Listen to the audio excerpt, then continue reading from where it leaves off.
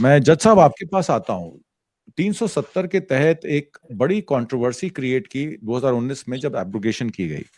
उस समय presidential order लाया गया क्लॉज 3 के तहत, जिसमें 368 के डायरेक्टली थ्रू नहीं किया गया। बाद में उसको पार्लियामेंट्री अप्रूवल कराया गया आर्टिकल 368 फॉर रीऑर्गेनाइजेशन। वैसे ही article 371 A to J 12 states में रन करता है नॉर्थ ईस्ट में। उसमें है नागालैंड, असम, मणिपुर, मिजोरम, सिक्किम। वो ट्राइबल लैंड राइट्स को कवर करता है, ट्राइबल कस्टम्स को कवर करता है, सोशल प्रैक्टिसेस को कवर करता है। और अमेंडमेंट्स वाया आर्टिकल 368 की गई, बट 371 ए इंटैक्ट है, वो हट नहीं सकता, क्योंकि article 368 empowers parliament to amend the constitution with a special majority subject to a basic structure doctrine which is federalism secularism as per the Supreme Court Kesavananda Bharati case 1973 ruling. तो मेरा सवाल आपसे ये है कि गवर्नमेंट एक्शन ऑन आर्टिकल 372 देश के federalism पे, देश के बेसिक स्ट्रक्चर ढांचे पे और सेंट्रलाइजेशन पे केंद्रित है। और इस पर तमाम reports justice R S Sarkaria, Ranjit Singh Sarkaria, क्योंकि मेरे क्लासमेट के दादाजी थे तो मैं उनको कई बार मिलने जाता था यहाँ सुनहरी बाग रोड पे। तो उनकी 1980-81 की जो सेंटर स्टेट रिलेशनशिप की रिपोर्ट है, उससे लेके नीचे तक अभी तक जितनी भी कमीशंस हुए हैं वो इंप्लीमेंट नहीं हो पाए। मोदी सरकार ने कहा था कि हम सेंटर स्टेट के रिलेशनशिप्स को मजबूत करेंगे। I think we are at the lowest ebb between centre and states. आपका इस पे क्या कहना है? मैं इस बात से बात करना चाहता हूँ। मैं तो बहुत तीखा आलोचक हूँ, आप जानते हैं कि इनको देश के भले के लिए कुछ करना ही नहीं। सिर्फ वो जो बोले, इनको सिर्फ सत्ता चाहिए, और सत्ता किसी भी माध्यम से चाहिए, और पैसे चाहिए। ये सभी जो आप स्टेट के नाम लिए ना, जैसे कि मणिपुर है, तो इनको ये जंगल जमीन सिर्फ अदानी को देनी है। चाहे अभी छत्तीसगढ़ में वो वही हुआ, ये जो नेक्सलाइट निकल रहे हैं, ये भी उनका मकसद वही है। तो ये जो आपने ये सब स्टेट की बात करी अपने, और ये 371 ए टू जेड की बात करी, उनको मुझे लगता है कि ये नायडू और ये क्या कर रहे हैं, ये सब गवर्नर के पावर निकाल के खुद के पास लेते हैं। तो ये सब जो हो रहा है, इनकी क्या मजबूरी है समझ में नहीं आता। ये सरकार वापस लेनी चाहिए थी, उन्होंने वो सपोर्ट लेना चाहिए था। कि होम मिनिस्ट्री क्या है, अभी थोड़ा विषयांतर होता है, लेकिन मैं बोलता हूं कि कल का जो होम मिनिस्टर का भाषण है, मुझे लगता है कुछ बिग होने वाला है।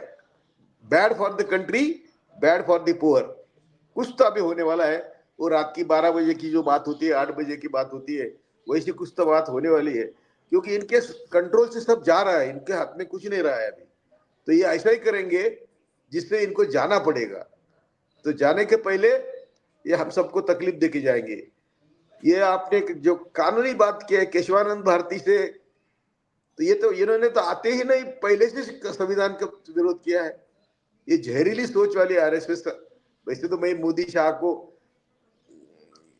ठीक है, लेकिन वो तो आरएसएस के एजेंडे पर काम कर रहे हैं। एजेंडा का, आरएसएस का एजेंडा क्या है? मैं हमेशा बोलता हूं कि हम देश के मालिक है, आप सब लोग 2 जून के रोटी के अधिकारी है, ये उनका एजेंडा है। बंच ऑफ थॉट्स ले लो, टिळक ले लो, सावरकर ले लो, गोलवलकर ले लो, लिखित है उनका, वही कर रहे हैं, किसी की परवाह नहीं कर रहे। कांग्रेस के राज में अच्छा था, बहुत हरिश्चंद्र थे, ऐसा नहीं। इनको उनको थोड़ी लज्जा थी, लाज लज्जा थी। ये तो बेशर्म है यार, इनको किसी का डर ही नहीं। अभी कल वो एसआईआर के बारे में पार्लियामेंट का कबाड़ कर दिया है, कबाड़ कर दिया है। तो आपने जो कहा, ये सभी स्टेट यदि इनके पावर्स निकालेंगे, वेलफेयर स्टेट निकालेंगे, तो वो दंगा करेंगे, वो विरोध करेंगे, और विरोध करने के बाद ये मिलिट्री रूल आएंगे। ले आज चाइना ने सब देखो क्या हुआ है, बॉर्डर हमारी खत्म कर दी है, इनका व्यापार रुकता नहीं है। तो इनको देश के भले के लिए कुछ करना, ऐसा तो कभी दिखा नहीं मुझे 11 साल में, 12 साल में। और क्या गिनेंगी वो? तो मुझे लगता है कि आपने जो सवाल उठाए है ये जायज है, और ये किसके सामने उठाएंगे और किसके साथ चर्चा करेंगे, कोई सुनने को तैयार ही नहीं है। जिन्होंने ये सोचना चाहिए था, विरोधी विपक्षी नेता थे, बहुत पैनलिस्ट है, मैं उनका सुन के आपके पास वापस आऊंगा। चलो, थैंक यू। जी जी, मैं आपके पास आता हूं जज साहब। इसमें दो तीन मुद्दे, 324 के मुद्दे पर एक लीगल पॉइंट आ जाता है। मैं तो खैर नहीं समझ पाता इस बात को, आप लीगल माइंड से बता सकते हैं कि 324 में क्या सिटीजनशिप अमेंडमेंट एक्ट के तहत सिटीजनशिप डिटरमिन करने का प्रावधान है क्या इलेक्शन कमीशन ऑफ इंडिया को? एक सवाल ये। दूसरी सवाल ये, हमारी जितनी भी सरकारी कंपनियां हैं, पहले इंडियन एयरलाइंस थी, हमारी Bharat immunological biological corporation limited थी, आपको याद होगा पोलियो इरेडिकेशन के लिए, पोलियो की दवा और पोलियो को इरेडिकेट करने के लिए हमने एक एजेंसी बनाई थी। उन सरकारी कर्मचारियों को तनख्वाह तक नहीं मिल रही है। कहा जा रहा है कि सरकारी कॉन्ट्रैक्ट निजी कंपनियों को सौंपे जा सके, निजी कंपनियां महंगे दाम पर वैक्सीन बेचकर भारी मुनाफा कमा सके। बहुत सारी हमारी कंपनियों को सरकारी कंपनियों को बेचा जा रहा है। मोनेटाइजेशन का माफ कीजिएगा, रीमोनेटाइजेशन का प्लान है करीब 15-16 लाख करोड़ रुपए का। तो ये हम जा किस तरफ रहे हैं? और 324 के तहत एसआईआर का टेक्निकल एस्पेक्ट, अनम्यूट कर लीजिएगा। इनके बारे में क्या बोले, मैं बोल रहा था, ना शर्म है, ना संवेदना है, ना इतनी क्रूरता है। और ये इनका हिटलर से आया हुआ है, मुसोलिनी से आया हुआ है, ये आज का नहीं है। इन्होंने प्लानिंग किया 100 साल, इनका प्लानिंग होता है, वो 100 साल का प्लानिंग है। अब ये बहन बोल रही थी, मुझे अच्छा लगा, ये सब लोग आरएसएस के बारे में बहुत जानते हैं, लेकिन मैं थोड़ा कुछ और जानता हूं। जब ये हेडगेवार कांग्रेस में थे, कांग्रेस का अधिवेशन उनके अध्यक्षता में होने वाला था, उन्होंने महात्मा गांधी को इतना ही पूछा कि ये देश आप क्या बोल रहे हैं, सबके लिए है बस।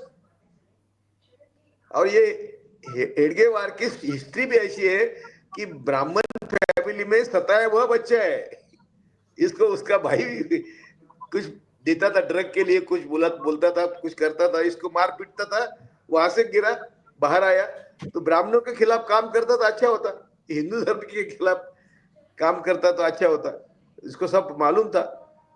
बात ऐसा, अभी देखो तुम, गोधरा से, मैं बोलता हूं गोधरा से पहलगाम तक,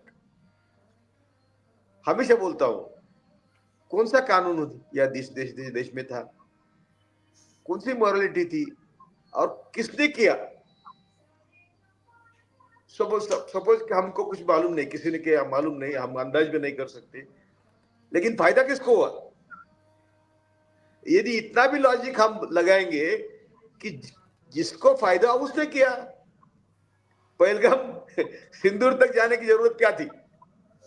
तो किसने किया पहलगाम? और तुम कुछ करते नहीं, हर हर हर हर इंसिडेंट ले दो, पठानकोट जहां सुई जाने के लिए जगह नहीं, वहां पठानकोट में उनके अतिरिक्त आते हैं और उनका इन्वेस्टिगेशन आईएसआई को दिया जाता है। कैसे बात करेंगे? उरी के तो अतिरिक्त पुलिस स्टेशन में छिपे हुए थे, तो हम उनको अरेस्ट करके लॉजिकल एंड तक उनका कर सकते थे ट्रायल। जो कसाब की ट्रायल बोलते हैं कांग्रेस ने करी, वो भी झूठ है, लेकिन कांग्रेस ने करी ना, तो कांग्रेस ने आखिर तक किया वो काम, तुम क्यों नहीं करते? क्योंकि ये देखो, सभी, एक भाई आईबी का प्रमुख होता है, दूसरा भाई मिलिट्री का प्रमुख होता है, तीसरा भाई आरएसएस का प्रमुख होता है, कौन किसका क्या बोलेंगे भाई? प्राइम मिनिस्टर को आईबी का इंस्ट्रक्शन देने के लिए 15 मिनट देने पड़ते हैं, मोदी देता है क्या? मोदी को मालूम है कि कौन क्या कर रहा है। दूसरी बात ऐसी है कि ये सभी संविधानिक संस्था है हाथ में, मीडिया हाथ में, वो कुछ भी रंगानाज करते हैं तो वो अच्छा जाता है बाहर जनता के साथ। और अभी ये बहन बोली, आप सब बोल रहे हैं कि जनता रास्ते पर आएंगी, बड़ा मुश्किल काम है। 100 करोड़ लोगों को तुम 5 किलो अनाज देते हैं, दो समय की जिसको रोटी नहीं, हम खुद आंदोलन करते थे, मैं आपको दिखाऊंगा, लाख लाख लोग मेरे आंदोलन में आते थे कांग्रेस के जमाने में। ये जो अन्न सुरक्षा कानून आया तो जयराम रमेश ने मुझे बोला कि ये आप लोग लड़ो, नहीं तो मुझे विरोध हो रहा है अन्न सुरक्षा कानून लाने के लिए। दूसरे लैंड एक्विजिशन एक्ट आया था, 45 गांव अंबानी को दिए थे सभी पार्टियों ने, हमने आंदोलन करके नहीं निकाल सके, तो हम सुप्रीम कोर्ट गए, हाई कोर्ट गए, और सुप्रीम कोर्ट में हम जीते, तब कोर्ट था, अभी कौन सा कोर्ट है? और तो एक भी संवैधानिक संस्था जो अपने दायरे में काम नहीं कर रही है, और मीडिया तो आप सब देख रहे हैं। इसलिए आज हम एक जंगल में या समुद्र में जैसे बीच में हम अटक जाते हैं और कहीं मार्ग दिखता नहीं, वैसे है, मार्ग नहीं है। बेचारा राहुल गांधी, मैं उनको अच्छी तरह जानता हूं, चलते थे उनके साथ हम, तो वो महात्मा गांधी के, गौतम बुद्ध के मार्ग पर चल रहा है। So I don't know whether he is a politician. वो पॉलिटिक्स जानते हैं कि नहीं, प्रियंका की बात अलग है, पर राहुल गांधी सिर्फ महात्मा गांधी और गौतम बुद्ध के मार्ग पे चल रहा है। और इन रास्कल से लड़ने के लिए इतना सज्जन आदमी चलता है क्या? चलेगा क्या? मैं उनको बोला कि तुमको भी मार देंगे। जो नेहरू गांधी फैमिली के लोग मारे गए, वो किस लिए मारे? तो उनको ब्राह्मण राष्ट्र चाहिए, हिंदू राष्ट्र भी नहीं चाहिए। उनकी हिंदू राष्ट्र की कल्पना है, वो चुप्पे ब्राह्मण राष्ट्र की कल्पना है। और हिंदू धर्म कब लिया उन्होंने स्वीकारा? 1900 में तिलक, जब गांधी आए उसके बाद उन्होंने तिलकवाड़ा नहीं है, वो गायकवाड़ वाड़ा है, वहां से कांग्रेस को बाहर निकाल कर देहातों में दिया। तब से उनकी गांधी से दुश्मनी है। तब से वो उनको 1934 से गांधी को मारने का प्रयास कर रहे हैं। किस लिए कर रहे थे? जब भी देश में अच्छा होता है तो मैं बोलता हूं कि जब दूध का तालाब में सुसु करने वाली ये जहरीली जमात है, ये हमें कुछ नहीं देने वाली है। ना मोदी कुछ देगा, ना शाह कुछ देगा, और वो ऐसे जाने वाले भी नहीं है। वो हमको सबको इतने सता कर जाएंगे कि मुझे नहीं मालूम। मुझे तो कल आई कांट इमेजिन। मैं अभी 84 में हूं। जो भारत मैंने देखा 2014 के पहला, वो भारत तो बिल्कुल मुश्किल है। यदि राहुल गांधी भी पंतप्रधान बने, देखो ना, यूपीए के जमाने में इनके थोड़े एमपी ज्यादा थे, इन्होंने एमपी पार्लियामेंट चलने दिया क्या? और क्या बोलते थे, पार्लियामेंट चलाना सरकार का काम है, हम क्यों तकलीफ दें? अभी तुम्हारा काम है पार्लियामेंट चला, तुम चलने देते क्या? अरे सरासर एक ही आंदोलन अच्छा खड़ा हुआ था किसानों का, एक ही आंदोलन सब हिस्ट्री में। उसका क्या हुआ? नतीजा क्या हुआ? कानून तो वापस लिए, लेकिन कानून पास करने के लिए सबको बाहर निकाला था। और कानून वापस लेने देते समय जो प्रॉमिस किया वो किया नहीं। इनका प्रॉमिस, इनका क्या वचन शब्द कुछ नहीं इनको। ये दुश्मन है हमारे, इससे ज्यादा क्या बोलेंगे हम? ये हमारे दुश्मन है। और आरएसएस हमारा पहले से, ब्राह्मणवाद हजारों साल से हमारा दुश्मन है। काय का सरोकार, काय का नरक, काय के 33 कूट देव, यदि उसके खिलाफ बोलेंगे तो हम देशद्रोही है। हमारे सभी संत, 1 मिनट में खत्म करता हूं। तुम चारवाक से गौतम बुद्ध, महावीर, कबीर, संत रोहिदास, संत तुकाराम, संत ज्ञानेश्वर, और आखिर में हमारे गाडगे बाबा जिनका मैं शिष्य हूं, वो बोलते थे कि मंदिर में तो सिर्फ भटजी का पेट है, मंदिर में देव कहाँ है, ईश्वर कहाँ है? तो हम इनके चाल में फंसकर हजारों साल हमको इन्होंने लूटा है। और आज उनके हाथ में निरंकुश संत आई है, निरंकुश। ये दो लोग क्या कर रहे हैं, नीतीश बाबू और ये नायडू, मुझे समझ में नहीं आता। और उन्होंने लोकसभा का इलेक्शन चुराया, एक सिर्फ लोकसभा 24 का नहीं, 2014 से चोरी है। 9 में मोदी ने प्लानिंग किया था ईवीएम के बारे में, 2009 में। उनके जो एक्सपर्ट थे उसमें से 1-2 लोग मुझे मिले कि 9 में गुजरात में बुलाया था कि ईवीएम कैसे मैनेज होता है, समझने की कोशिश करता। डोम था वो, उसको मैनेज कैसे करना है वो पढ़ा जाता। अभी तो क्या ईवीएम की कंपनी उनकी, जो बाहर आता है, जो सब कुछ उनके साथ है। हम किससे लड़ रहे हैं? और हमें कई लोग, हमारे सही भी पार्टियां, कम्युनिस्ट तक आरएसएस के खिलाफ बोलते ही नहीं।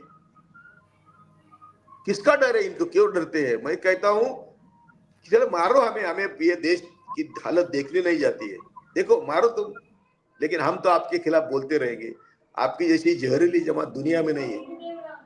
हमने किताब, एक मेरे दोस्त ने निकाली थी, मुशरिफ करके है, आरएसएस दुनिया का आतंकवादी नंबर 1 संगठन है, उसकी प्रस्तावना मेरी थी और मैंने लिखा था कि जब करकरे मारा तो Karkare is no more TV पे देख के मैंने प्रेस नोट निकाली थी, करकरे को मुस्लिम अतिरेकी मार ही नहीं सकते, और वैसा ही हुआ।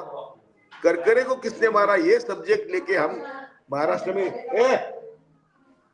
महाराष्ट्र में हम काम कर रहे थे, तो हमने 150 सभा महाराष्ट्र में लेने का काम शुरू किया।